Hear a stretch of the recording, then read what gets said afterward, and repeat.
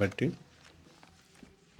దేవుణ్ణి స్తుతిస్తూ ప్రార్థన చేసుకుని వాక్య సందేశంలోనికి వెళ్దాం. ప్రార్థన చేసుకుందాం. పరిశుద్ధుడా, మహోన్నతుడా, సర్వోన్నతుడా, దయగల తండ్రి, కృపగలిగిన రాజా, మీ ఉన్నతమైన పవిత్రమైన నామానికి స్తుతులు స్తోత్రాలు తండ్రి. మీ కనికరము, మీ వాత్సల్యము మాకు అనుగ్రహింపచేసి మమ్మల్ని బ్రతికింపచేసినందుకే మీ స్తోత్రాలు ప్రభా. మీ సన్నిధానంలో నిలబెట్టినైనా ఈ పునరుద్ధాన దినాన్న మిమ్మల్ని ఆరాధించుటకు మాకు ఇచ్చిన భాగ్యాన్ని బట్టి మిమ్మల్ని స్తుతిస్తూ మీ వాక్యంలో ఉన్న మాటలు కొద్దిసేపు ధ్యానించే భాగ్యాన్ని, ధన్యతను మాకు ప్రసాదింపచేసి నడిపించమని క్రీస్తు వారి యొక్క మహోన్నతమైన నామంలో ప్రార్థించి అడిగి వేడుకుంటున్నాం మా పరమ తండ్రి, ఆమేన్. చేరువచ్చిన మీ అందరికీ మన ప్రభువును రక్షకుడైన యేసుక్రీస్తు వారి యొక్క పేరట మీ అందరికీ నా హృదయపూర్వక వందనాలు తెలియజేసుకుంటాను. అందరికి వందనాలు. దేవుని యొక్క లేఖనాలను మనము పరిశీలించేద్దాం. బైబిల్ గ్రంథంలో చదువుతున్నప్పుడు కొన్నిసార్లు వెంటపడుతున్న లేదా ఎదురవుతున్న కొన్ని మాటలు కనిపిస్తున్న కొన్ని మాటలను ఆలోచిస్తున్నప్పుడు చాలా ఆశ్చర్యం అనిపిస్తుంది అన్నమాట. అదే ఆది కాండంలో ఒక విషయాన్ని చదువుతున్నప్పుడు నన్ను బాగా ఆకర్షించిన మాట ఏంటంటే, ఆది కాండము 25వ అధ్యాయము 32వ వచనం. ఆది కాండము 25వ అధ్యాయము 32వ వచనం. యాసావు, నేను చావబోచున్నాను గదా, జ్యేష్ఠత్వము నాకెందుకనెను. ఈ చదివే పదం లేదా యాసావు యొక్క జీవితంలో ఆయన మాట్లాడే మాట చదువుకుంటా వెళ్ళిపోతే కనుక మనకి ఏదో మాటగా కనబడచ్చు. కానీ కొన్ని పదాలు ఆలోచిస్తే కనుక ఎలా ఉంటుందంటే కనుక చాలా అద్భుతంగా ఉంటాయి. యాషావు, యాకోబు వీళ్ళిద్దరూ కూడా ఎవరంటే కనుక అన్నదమ్ములు. యాషావు పెద్దవాడు, యాకోబు చిన్నవాడు. యాషావుకి జ్యేష్ఠత్వపు యొక్క హక్కు వస్తుంది. ఎందుకంటే కనుక పెద్దవాడు కాబట్టి. పెద్దవాడికి జ్యేష్ఠత్వం వచ్చినప్పుడు అది పుట్టుకతోనే వస్తుంది. పుట్టుకతో వస్తున్న జ్యేష్ఠత్వాన్ని ఎవరు కావాలనుకున్నారంటే కనుక యాకోబు కావాలనుకున్నాడు. జ్యేష్ఠత్వపు యొక్క హక్కుకున్న ఆ ఫ్రీ లేదా హక్కుకున్న ఆ అర్థం లేదా ఆ భాగ్యం అనేది యాకోబుకి బాగా ఇష్టం. కానీ యాసావు దాన్ని ఏం చేశాడంటే చాలా సులకన చేశాడు, చాలా సామాన్యమైనదిగా తీసుకున్నాడు, చాలా తేలికగా తీసుకున్నాడు అనమాట. యాసావు చాలా తేలికగా ఆప్రలో ఒక చుక్కుడిగా కూర కొరకు జ్యేష్ఠత్వక్కుని ఏం చేస్తున్నాడంటే కనుక అమ్మి వేస్తున్నాడు. మళ్ళీ ఏమంటున్నాడంటే కనుక, నేను చావబోచున్నాను కదా, జ్యేష్ఠత్వము నాకెందుకు. నేను చావబోతున్నాను కదా, ఈ జ్యేష్ఠత్వం అనేది నాకెందుకు అంటే, ఆకలితో కడుపు మాడుతున్నప్పుడు జ్యేష్ఠత్వము నాకెందుకు. ఒక వ్యక్తి బట్టలు వదిలేసినా పర్లేదు, తనకున్న ఆస్తిని వదిలేసినా పర్లేదు, కానీ తనకి వచ్చిన జ్యేష్ఠత్వం అనే దాన్ని ఏం చేస్తున్నాడంటే యాసావు వదిలేస్తున్నాడు. పదాలు కొంచెం రెండు అక్కడ ఉండటం వల్ల అటు ఇటుగా వచ్చేస్తుంటాయి ఒకసారి. యాసావు, యాకోబు. యాసావు ఆ జ్యేష్ఠత్వ హక్కుని ఏం చేస్తున్నాడంటే కనుక తేలికగా విడిచిపెట్టేస్తున్నాడు.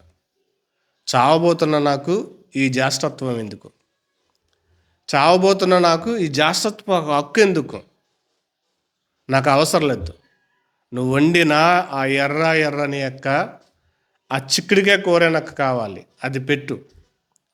అది పెడితే నీకు జాస్తత్వ పక్కుని నేనేం చేస్తానంటే ఇచ్చేస్తాను. నాకు అవసరం లేదు. ఇశ్రాయేలీల్లో జ్యేష్ఠులకున్న ఆ ప్రయారిటీ అనేది చాలా మహోన్నతంగా ఉంటుంది, అది గొప్పగా ఉంటుంది.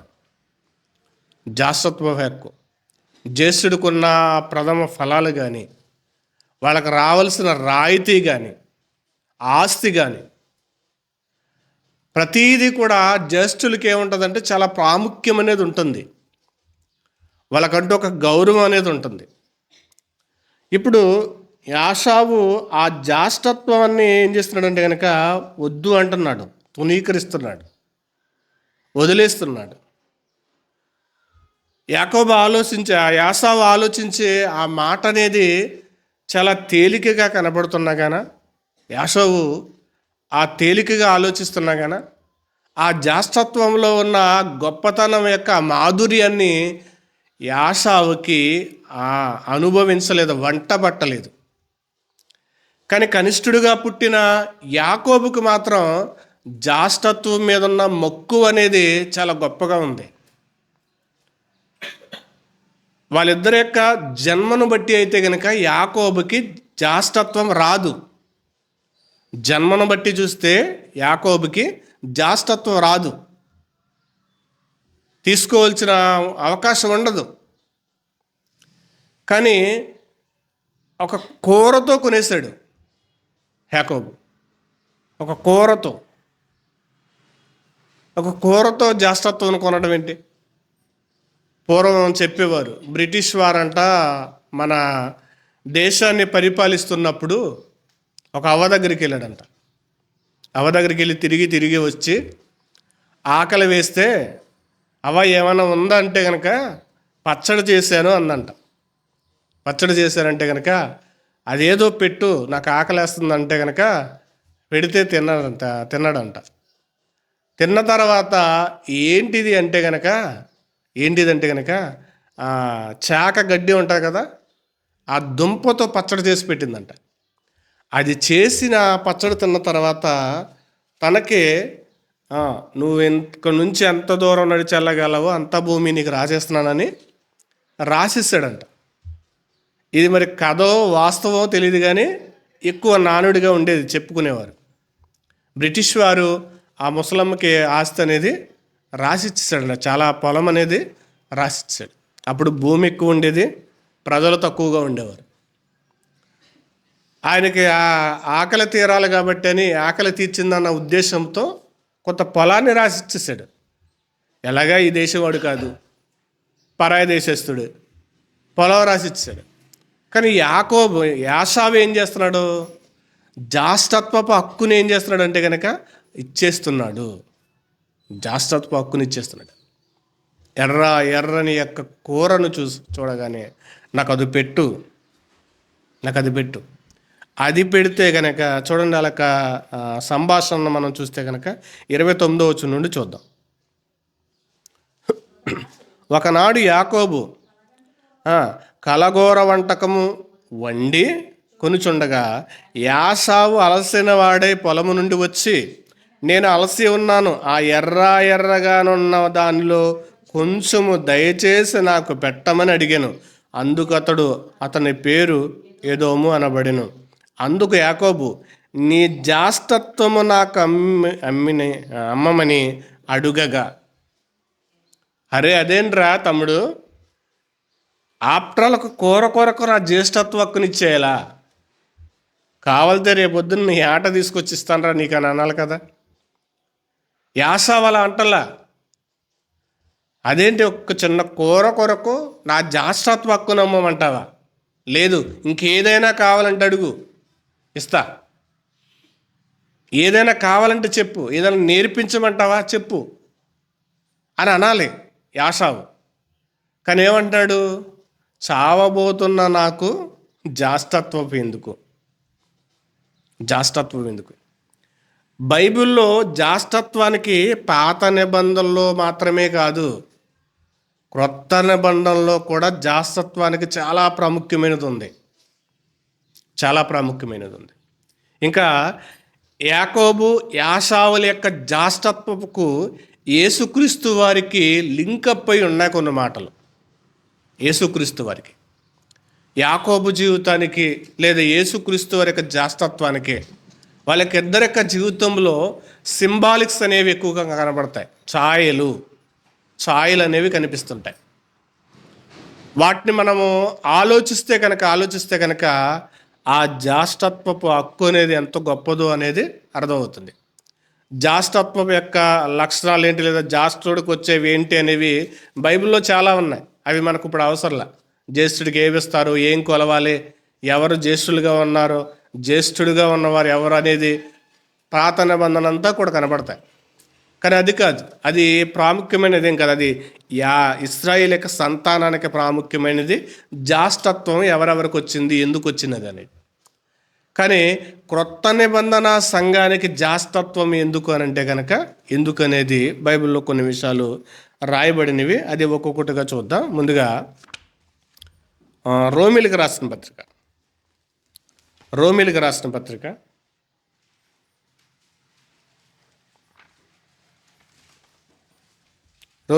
పత్రిక 8వ అధ్యాయము 29వ వచనం. 8వ అధ్యాయము 29వ వచనంలో, ఎందుకనగా తన కుమారుడు అనేక సహోదరులలో జ్యేష్ఠుడగునట్లు దేవుడెవరిని ముందుగా ఎరుగనో వారు తన కుమారుని స్వరూపము గలవారగుటకు వారిని ముందుగా నిర్ణయించెను అంటున్నాడు. నిర్ణయించాను. యాకోబుకి ఎలాగైతే కనిష్ఠుడికి జ్యేష్ఠత్వం రాదు, పెద్దవాడికే జ్యేష్ఠత్వం వస్తుంది.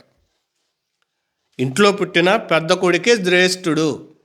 వివాహ శుభకార్యాలకి వెళితే కనుక 2 కొడుకులు ఉంటే కనుక జ్యేష్ఠుడు, కనిష్ఠుడు అని రాస్తారు పెళ్లి శుభలేఖలు.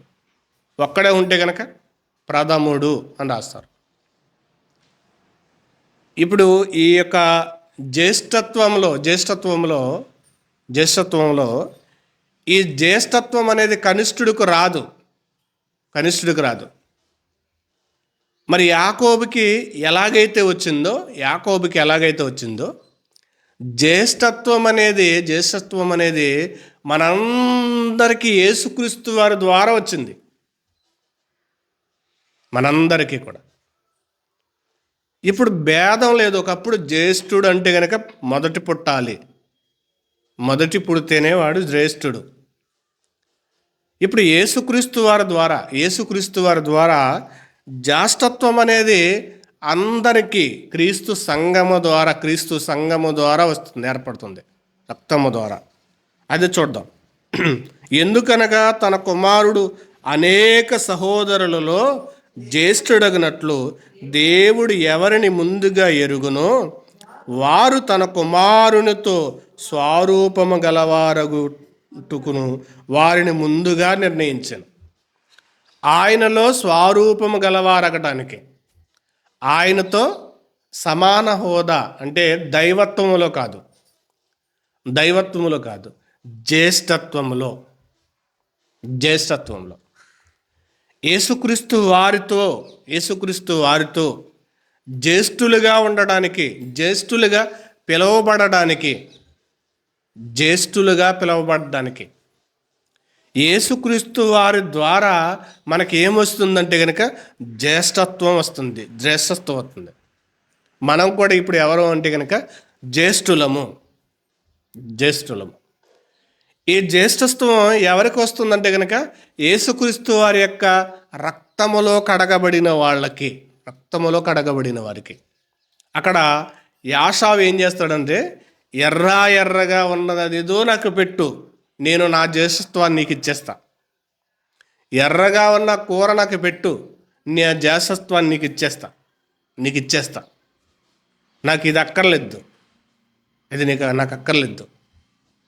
ఇప్పుడు యేసుక్రీస్తు ప్రభుల వారు కూడా మన కొరకు ఏం చిందించారంటే కనుక రక్తాన్ని చిందించాడు. అందుకే యాకోబు పత్రికలో మొదటి యోహాను సువార్త మొదటి యోహాను సువార్తలో కనబడుతుంది. యోహాను సువార్త, యోహాను పత్రిక, క్షమించండి, మొదటి యోహాను పత్రిక 1వ అధ్యాయము 8వ వచనం. మనము ఉమ్, ఉమ్, ఉమ్, ఉమ్, ఉమ్, ఉమ్, ఉమ్. 7వ వచనం. అయితే ఆయన వెలుగులో ఉన్న ప్రకారము మనము వెలుగులో నడిచిన ఎడల మనము అన్యోన్య సహవాస గలవారమై యుందుము. అప్పుడు ఆయన కుమారుడైన యేసు రక్తము ప్రతి పాపము నుండి మనలను పవిత్రునిగా చేయదు. యేసుక్రీస్తు వారి యొక్క రక్తము ఏం చేస్తుందంటే మనలను కనిష్ఠుడు అనే యొక్క ఆ పాపాన్ని ఏం చేస్తున్నాడంటే యేసుక్రీస్తు వారు కడుగుతున్నాడు. కనిష్ఠుడు అనే పాపం అంటే మనుషులందరికీ పాపం వస్తుంది. ఒక సింబాలిక్గా మాట్లాడుతున్నాను. మనుషులందరికీ పాపం వస్తుంది. అది కనిష్ఠుడిగా ఉన్న ఆ ఆలోచన అయితే కనుక, లేదా ఆ నామం అయితే కనుక, దాన్ని కడిగేది ఎవరంటే కనుక యేసుక్రీస్తు వారి యొక్క రక్తం. ఇప్పుడు యాసావు జ్యేష్ఠుడుగా ఉన్నాడు. కానీ ఎర్రని దాని కొరకు తన యొక్క జ్యేష్ఠత్వాన్ని ఏం చేశాడంటే కనుక అమ్మేసుకున్నాడు. ఎర్రని దాని కొరకు నా ప్రాణము పోవుచున్నది కదా, ఈ జ్యేష్ఠత్వము నాకెందుకు అన్నాడు. మరి యేసుక్రీస్తు వారు తన ప్రాణాన్ని పెట్టి కూడా మనల్ని ఏం చేశాడంటే కనుక జ్యేష్ఠులుగా చేశాడు. తన ప్రాణాన్ని పెట్టి. యాషావు తన ప్రాణము పోవుచున్నదనుకుని, అప్పటికి యాషావుకి ఏమన్నా దెబ్బలు తగిలినవా? ప్రాణం పోయే పరిస్థితిలో ఉన్నాడా? మంచం మీద ఏమైనా ఉన్నాడా?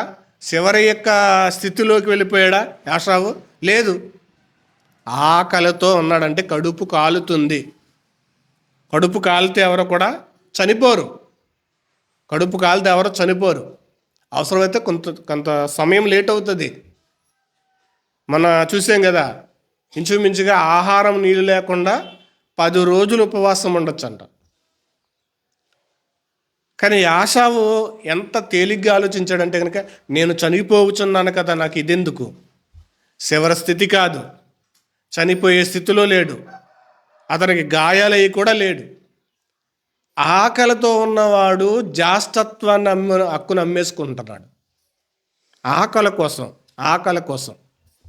అందుకే క్రొత్త నిబంధనలు అంటాడు, ఒక్క పూట కూటి కోసము తన జ్యేష్ఠత్వం హక్కును అమ్మివేసుకున్న భ్రష్టుడైన యాషావు వంటి వాడు మీలో ఉండకుండా చూసుకునిడి అంటాడు. ఒక్క పూట కూటి కోసం. తర్వాత మళ్ళీ యాషావుకి ఆకలిదా? ఆకలిస్తుంది. తర్వాత రోజు ఏమన్నా యాకోబు పెడతాడా? రోజు పెట్టడు. ఆ టయానికి ఏదైనా తిని కడుపు నింపుకున్నా సరిపోదును యాషావు. ఒక్క పూట కూటి కోసము తన జ్యేష్ఠత్వాన్ని అమ్మేసుకున్నాడు ఒక పూట కూటి కోసం. అదే యాకోబుకి ఇదిగో కూర పెట్టగానే ఎలాగైతే తనకు జ్యేష్ఠత్వ హక్కు వచ్చిందో యేసుక్రీస్తు వారు ఎంటర్ అవగానే, యేసుక్రీస్తు వారు ఈ లోకంలోనికి రాగానే ప్రతి ఒక్కరిని కూడా, కనిష్ఠుడు లేదు, ప్రతి ఒక్కరిని కూడా ఆయన ఏం చేస్తున్నాడంటే కనుక జ్యేష్ఠుల యొక్క జాబితాలో ఆయన మనందరిని కూడా ఏం చేస్తున్నాడంటే చేర్చాడు. జ్యేష్ఠుల జాబితాలో చేర్చాడు. జ్యేష్ఠులమయ్యాం. చూద్దాం. హెబ్రీయులకు రాసిన పత్రిక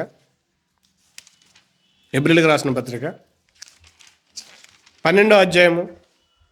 హెబ్రీయులకు రాసిన పత్రిక 12వ అధ్యాయం 23వ వచనం. హెబ్రీయులకు రాసిన పత్రిక 12వ అధ్యాయం 23వ వచనం. పరలోకమందు రాయబడి ఉన్న జ్యేష్ఠుల సంఘము.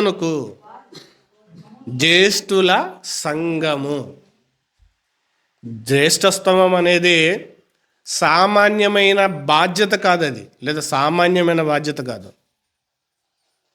జ్యేష్ఠుడుగా పుట్టాడంటే, ప్రథముడుగా పుట్టాడంటే ఆ గౌరవమని, ఆ ఆ ప్రయారిటీని యాసావు తేలికగా వదిలేసుకున్నాడు. నాకెందుకు చావబోతున్న నాకెందుకు అన్నాడు. ఈయన చనిపోలేదు. కానీ యేసుక్రీస్తు వారు చనిపోయి మనకేమిచ్చినాడంటే కనుక జాస్తత్వాన్ని ఇచ్చాడు. ఆయన చనిపోయి తిరిగి లేచి మనకేం తెచ్చాడంటే జాస్తత్వాన్ని, హక్కును మనకు తెచ్చిపెట్టాడు. జ్యేష్ఠుల సంఘము అంటున్నాడు. అందుకే క్రొత్త నిబంధన సంఘాన్ని ఏమని పిలుస్తారంటే జ్యేష్ఠుల సంఘం. యాసావులా నువ్వు దేనికి పడితే దాన్ని అమ్మేసుకోకూడదు. నీకు దేవుడు ఫ్రీగా, ఉచితముగా, కృప ద్వారా ఆయన జ్యేష్ఠత్వాన్ని మనకు ఆ హక్కు అప్పగించి పెట్టాడు. ఆ హక్కును మనకు అప్పగించి పెట్టాడు. మనకది ఆయన కృప ద్వారా వచ్చింది. కృప ద్వారా ఆయన రక్తము కార్చడము ద్వారా ఈ జ్యేష్ఠుల సంఘముగా మనము కూడుకోవడము ద్వారా జ్యేష్ఠత్వం అనేది దేవుడు మనకు అనుగ్రహింపచేశాడు. ఈ అనుగ్రహింపచేసిన ఆ జ్యేష్ఠత్వాన్ని యాసావులా మనం ఏం చేయకూడదంటే పోగొట్టుకోకూడదు. అదే చెప్తున్నాడు ఇక్కడ. పరలోకమందు రాయబడి ఉన్న జ్యేష్ఠుల సంఘమునకు, వారు మహోత్సవమునకు, అందరి న్యాయాధిపతి అయిన దేవుని యొద్దకు, సంపూర్ణ సిద్ధి పొందిన నీతిమంతుల ఆత్మల యొద్దకు, క్రొత్త నిబంధనకు మధ్యవర్తి అయిన యేసునొద్దకును, ఏబేలు కంటే మరి శ్రేష్టమైన పలుకు ప్రోక్షణ రక్తమునకు మీరు వచ్చి ఉన్నారు అన్నారు. యేసుక్రీస్తు రక్తమునకు, ఏబేలు కంటే గొప్పది రక్తం. యాసావు పోగొట్టుకున్న జ్యేష్ఠత్వము కంటే యేసుక్రీస్తు వారు మనకిచ్చిన జ్యేష్ఠత్వం చాలా గొప్పది. ఆయన ఒక చిక్కుడు కూరకే జ్యేష్ఠత్వాన్ని పోగొట్టేసుకున్నాడు. కానీ యేసుక్రీస్తు వారు మనకు జ్యేష్ఠత్వం ఇవ్వడానికి ఆయన రక్తాన్ని ధారబోయవలసి వచ్చింది. యేసుక్రీస్తు వారు మన కొరకు చిందించిన రక్తపు బొట్టు వల్ల ఆయన కృప ద్వారా మనకి జ్యేష్ఠుల సంఘమయ్యే భాగ్యం వచ్చింది. జ్యేష్ఠుల సంఘం. ఈరోజు జ్యేష్ఠులుగా మనము పిలువబడుతున్నామంటే కనుక అది యేసుక్రీస్తు కృప ద్వారా. అందుకే పౌలు అంటాడు, యూదుడని లేదు, గ్రీకు దేశస్థుడు లేదు, స్త్రీ అని పురుషుడని భేదం లేదు, అందరూ యేసుక్రీస్తు వారి ద్వారా ఒకటే అంటాడు. అప్పుడు జ్యేష్ఠుడు, కనిష్ఠుడు, ద్వితీయుడు ఇలా వారికి ఒక హక్కులు ఉండేవి. కానీ క్రొత్త నిబంధనలోనికి వచ్చిన తర్వాత ఈ హక్కులు పదాలనేవి లేవు. హక్కులు కేటగిరీలు అట్లా అందరినీ యేసుక్రీస్తు వారి ద్వారా ఒకటి చేయాలి. అందరూ ఒకటిగా ఉండాలి. ఏక మనసుతో ఏకాత్మ గలవారై ఉన్నారంట అపొస్తలులు. ఏక మనసు ఏకాత్మ అంటే ఒకటిగా సమానం అనేది సమాజ స్థాపనకు యేసుక్రీస్తు వారు సమానత్వం అనేది యేసుక్రీస్తు వారి దగ్గర మాత్రమే ఉంటుంది. సమానత్వం అనేది. ఈరోజు చూడండి, కుల వ్యవస్థ, కులము అనేది ఎంత దారుణంగా తయారైపోయిందంటే ఈరోజు ఎంత దారుణంగా తయారైపోయింది. భక్తిలో కూడా కులం చూపిస్తున్నారంట. మన ఒక చోట కొంచెం తక్కువ జాతి కులం వారు మాలేసుకున్నారంట. మాలేసుకుంటే మా గుడిలోనికి రావద్దు అన్నారంట. ఎవరింటికాడ భోజనాలు పెడుతున్నారని వెళ్తే తినొద్దు అన్నారంట. అది యేసుక్రీస్తు వారిలో ఈ కుల వ్యవస్థ అనేది కనపడదు, లేదా సంఘములో ఈ కుల వ్యవస్థ అనేది కనపడదు. ఎవరొచ్చినా సరే వాక్యం కూర్చుని వినాలి, కలిసి భోంచేయాలి. ఇక్కడ స్థారస్తంభ్యాలు అనేది సంఘములో కనపడకూడదు, జ్యేష్ఠుల సంఘములో కనపడకూడదు. వాడు బలహీనుడా, రోగ ఎలాంటి వాడైనా సరే అందుకే యేసుక్రీస్తు వారు అందరికీ నచ్చడానికి కూడా ఈ యొక్క ఉద్దేశాన్ని బట్టే ఈ యొక్క ఉద్దేశాన్ని బట్టే ఆయనలో ఏం కనబడదంటే పక్షపాతం కనబడదు. మరి మిగతా వాటిలో ఏం కనబడుతుందంటే పక్షపాతం. మావాడు కాదు, మావాడు కాదు, మా కులపువాడు కాదు, మా క్యాస్ట్ వాడు కాదు, మావాడు కాదు. మరి మీ మీ దేవుణ్ణి పూజిస్తున్నాడు కదంటే అది మాకు సంబంధం లేదు.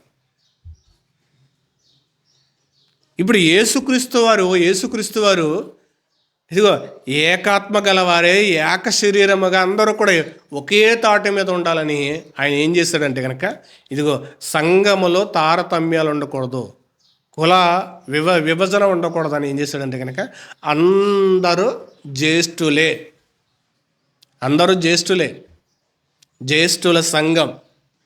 జ్యేష్ఠుల సంఘములో భేదాలు కనిపించకూడదు. వీడు పెద్దోడు, చిన్నోడు, వీడు పలానోడు. ఈ భేదం అనేది సంఘములో కనపడకూడదు. అందుకే యాకోబు కూడా ఒక మంచి విషయాన్ని చెప్తాడు. యాకోబు గారు కూడా ఒక విషయాన్ని చెప్తారు. యాకోబు రాసిన పత్రిక 2వ అధ్యాయము, యాకోబు రాసిన పత్రిక 2వ అధ్యాయము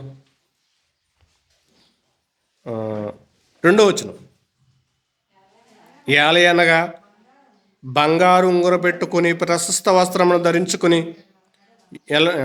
ఒకడు మీ సమాజ మందిరములోనికి వచ్చినప్పుడు మురికి బట్టలు కట్టుకుని దరిద్రుడు లోపలికి వచ్చిన ఎడల మీరు ప్రశస్త వస్త్రము ధరించుకున్న వారిని చూసి సన్మానించి నీవిక్కడ మంచి స్థలమున కూర్చుండమని చెప్పి ఆ దరిద్రునితో నీవెక్కడ నిలువుము, లేక అక్కడ నీ పాదములు దిగువన కూర్చోమని చెప్పిన ఎడల నీ మనసులో భేదము పెట్టుకుని మీరు దురాలోచనలతోనూ విమర్శ చేసుకుందురు కదా అన్నట్టు. అంటే ఒక లేనివాడు వచ్చాడు, వాడికో స్థానం, ఉన్నవాడు వచ్చాడు హంగులు కలిగి, వాడికి చక్కగా నీట్గా మంచి చైరేసి కూర్చుండి, మీరు ఇక్కడ కూర్చోండి ఏం కావాలని మర్యాదలు చేయడానికి సంఘం కాదు, మర్యాదలు చేయడానికి సంఘం. అందుకే భక్తహీన సంఘం అని ఉంటుంది, భక్త సింగర్ అని. ఆ సంఘంలో ఈ రెఫరెన్స్, ఈ వాక్యాన్ని వాళ్ళు ఏం చేస్తారంటే తూచా పాటిస్తారు. ఆ సంఘంలో ఐఏఎస్లు ఉంటారు, ఐపీఎస్లు ఉంటారు, కానిస్టేబుల్ ఉంటారు, ఇంకా గొప్ప గొప్ప వాదా కలిగిన వాళ్ళు వస్తే ఐఏఎస్ని ఎక్కడ పెడతారు అనుకుంటున్నారు? చెప్పులు స్టాండ్ దగ్గర పెడతారు. చెప్పులు స్టాండ్ దగ్గర కాపలా కాయాలి. ఐపీఎస్ని ఎక్కడ పెడతారు అనుకుంటున్నారు? చచ్చి తడిగుడ్డ పెట్టడానికి తుడిపిస్తాకి పెడతారు.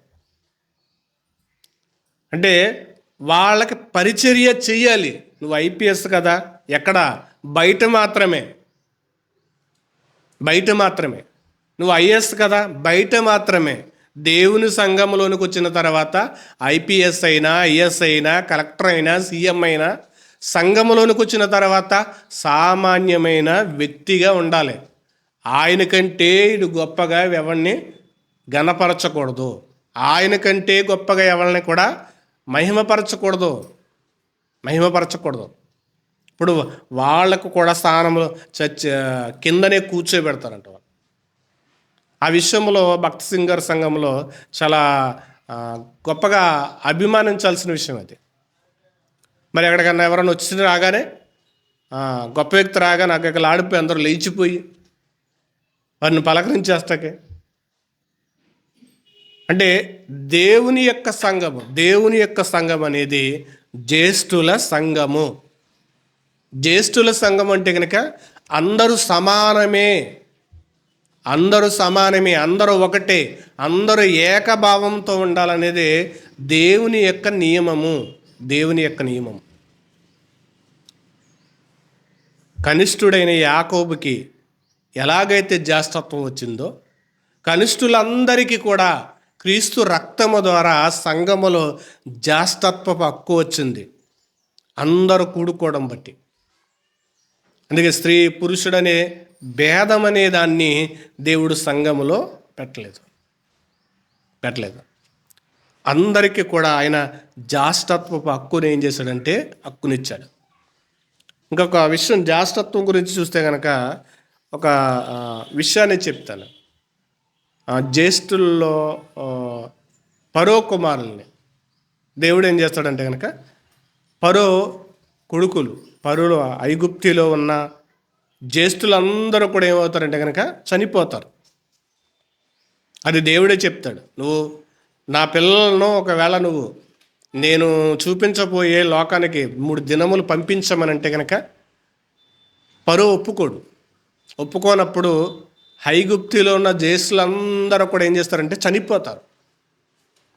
ఐగుప్తిలో ఉన్న జ్యేష్ఠులందరూ కూడా చనిపోతారు. జ్యేష్ఠుల్ని దేవుడు ఎందుకు చంపాడు, పసిపిల్లల్ని ఎందుకు చంపాడు అని చాలామంది మాట్లాడతారు. పసిపిల్లల్ని ఎందుకు చంపాడు, జ్యేష్ఠులను చంపాల్సిన అవసరత ఏంటి? ఐగుప్తిలో ఉన్న జ్యేష్ఠులు లేదా ఐగుప్తి యొక్క ఫరో పిల్లలు లేదా ఐగుప్తిలో ఉన్న వారందరి యొక్క జ్యేష్ఠులు చనిపోవడానికి కారణం ఫరో దేవుడు చెప్పినా వినలేదు. ఒకటి, దేవుడు చెప్పినా వినలే. ఇప్పుడు ఎవరి దగ్గరికైనా వెళ్ళి నిన్ను చంపేస్తా, నువ్వు జాగ్రత్త పడకపోతే అంటే ఏం చేస్తారు? వాళ్ళు భయపడతారు లేదా? భయపడతారు. ఆ తప్పు చేయకోకుండా జాగ్రత్త పడతారు. కానీ ఫరో వినలా, హెచ్చరించినా వినలా, చెప్పినా మారలేదు. ఇంకా ఐగుప్తిలో ఉన్న జ్యేష్ఠులందరూ కూడా నిద్రలోనే చనిపోయారు. ఏ బాధ కూడా వాళ్ళు అనుభవించలేదు. ఐగుప్తిలో ఉన్న ఫరో ఆ సంతానం లేదా ఫరోలో ఉన్న ఆ సైనికుల పిల్లలు కానీ ఎవరైనా కానీ అందరూ కూడా ప్రథమ సంతానము నిద్రలోనే చనిపోయారు. ఏ బాధ అనుభవించలేదు. కానీ ప్రభు అయిన యేసుక్రీస్తు వారు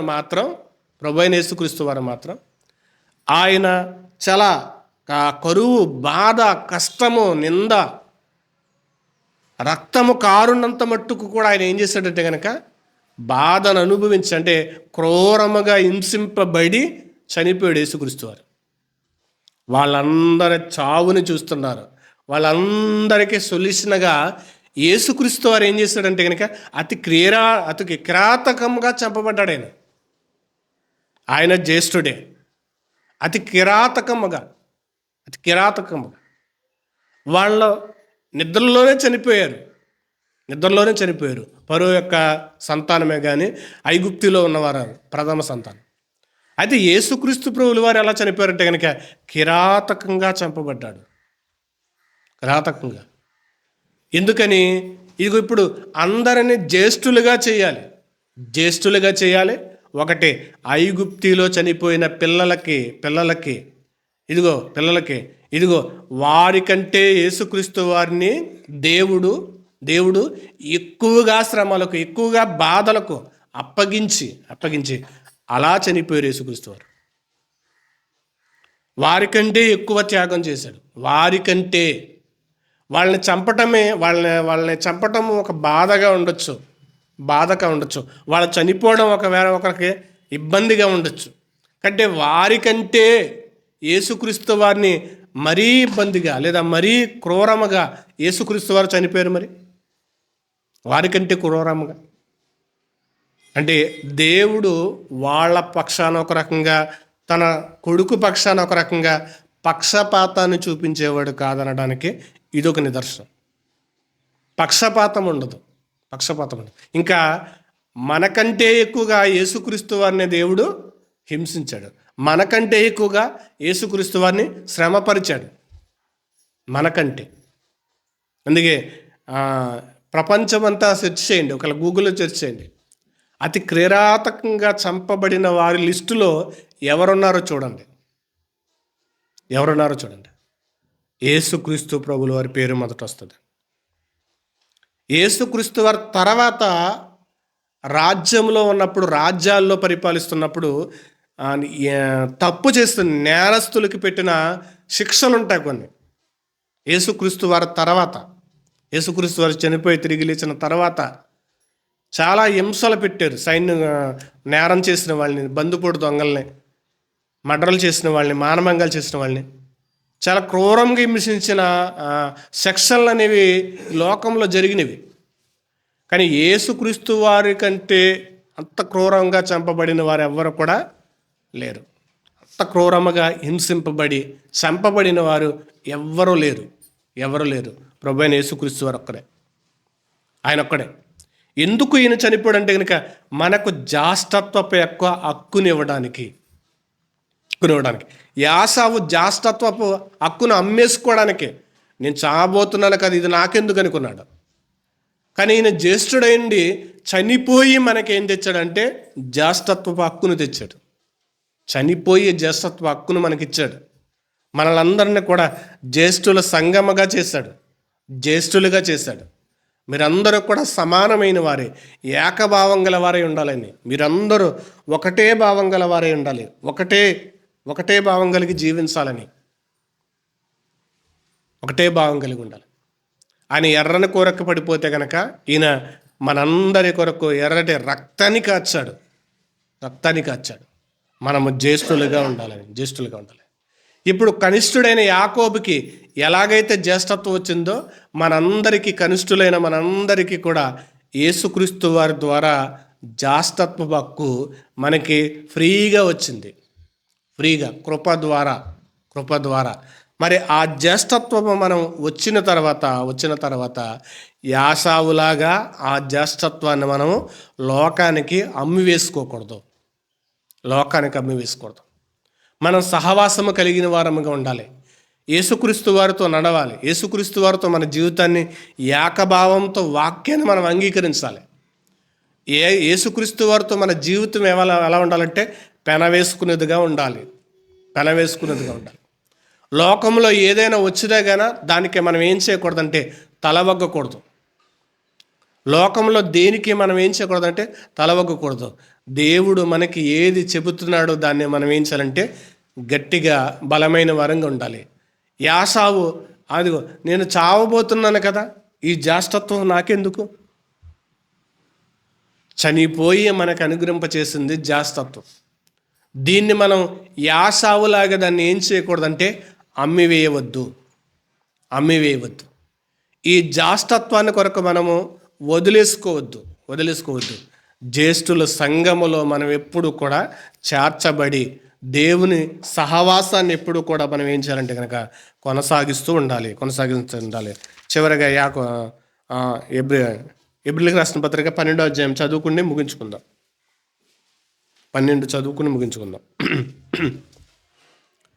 12:24 అధ్యాయంలో రాయబడుతున్నమాట. 23 వచనం. పరలోకమందు రాయబడి ఉన్న జ్యేష్ఠుల సంగమునకు, వారి మహోత్సవమునకు, అందరి న్యాయాధిపతి అయిన దేవుని యొద్దకును, సంపూర్ణ సిద్ధి పొంది నీతిమంతుల ఆత్మ యొద్దకును, క్రొత్త నిబంధనకు మధ్యవర్తి అయిన యేసునొద్దకును, ఏబేలు కంటే మరి శ్రేష్టముగా పలుకు ప్రోక్షణ రక్తమునకై మీరు వచ్చి ఉన్నారు అన్నది. ఇక్కడికి వచ్చారు మీరు. శ్రేష్టమైనది యాసావు అనుకున్నాడు, ఆ తమ్ముడు వండే కూరే శ్రేష్టమైనది అనుకున్నాడు. యేసుక్రీస్తు వారి రక్తము కంటే శ్రేష్టమైనది ఏదీ లేదు. ఆయన రక్తము కంటే అమూల్యమైనది ఏదీ లేదు. మన పాపములను కడిగి మనల్ని శుద్ధి చేసి మనల్ని కాపాడి మనల్ని బ్రతికించేది ఏంటంటే కనుక యేసుక్రీస్తు వారి యొక్క రక్తము. ఆయన రక్తము యొద్దకు మనం ఏం చేస్తున్నాం అంటే కనుక వస్తున్నాం. ఆయన రక్తం యొద్దకు వస్తున్నాం, ఆయన సహవాసం యొద్దకు వస్తున్నాం. మనం ఇప్పుడు ఆయన సహవాసములో, ఆయన రక్తములో పాలు పంచుకున్న మనము ఏమవుతున్నాం అంటే కనుక ఇప్పుడు జ్యేష్ఠుల సంఘం అవుతున్నాం అందరూ కూడా. ఇప్పుడు జ్యేష్ఠుల సంఘం అనే దానికి ఎందుకే పాత నిబంధన కంటే క్రొత్త నిబంధనకి ఎక్కువగా, జ్యేష్ఠత్వానికి ఎక్కువగా ప్రయారిటీ ఉంది, గొప్పతనం ఉంది. అదేంటంటే కనుక సంఘము. ఈ సంఘములో మనం ఏం చేయాలంటే కనుక జ్యేష్ఠుల సంఘముగా మనం అందరము కూడా ఏకభావముతో మెలగాలి, ఏకభావంతో ప్రార్థించాలి, ఏకభావంతో మాట్లాడుకోవాలి, ఏకభావంతో దేవుణ్ణి మనం ఆరాధించాలి, స్తుతించాలి, గణపరచాలి. అక్కడికి వచ్చాం. అయితే యాసావు ఎక్కడికి వెళ్ళాడంటే పొలం పనిలోనికి వెళ్ళాడు. ఆకలి వేసింది.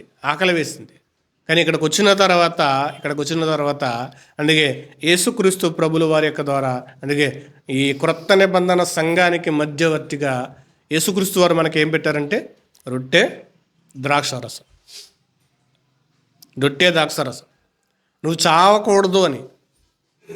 నువ్వు చావకూడదు, జ్యేష్ఠుల సంఘంలో నువ్వు చావకూడదని ఆయన మనకేమిస్తున్నాడంటే శరీరాన్ని, రక్తాన్ని ఇస్తున్నాడు.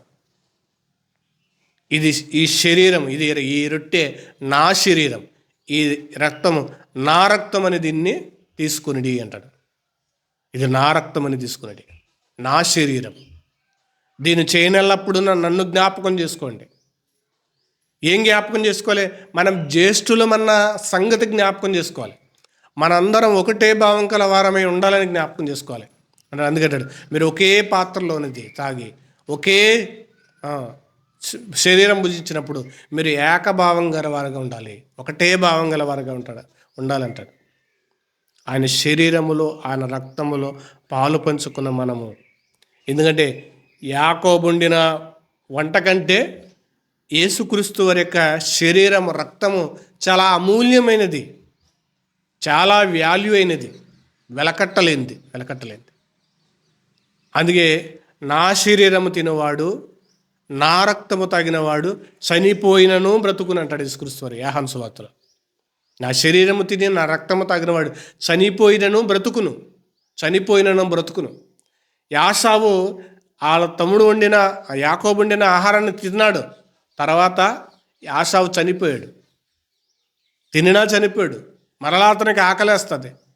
నా శరీరము తిని నా రక్తము తాగువాడిని నేను పునరుద్ధానమందు వాళ్ళని ఏం చేస్తానంటే లేపుతాను.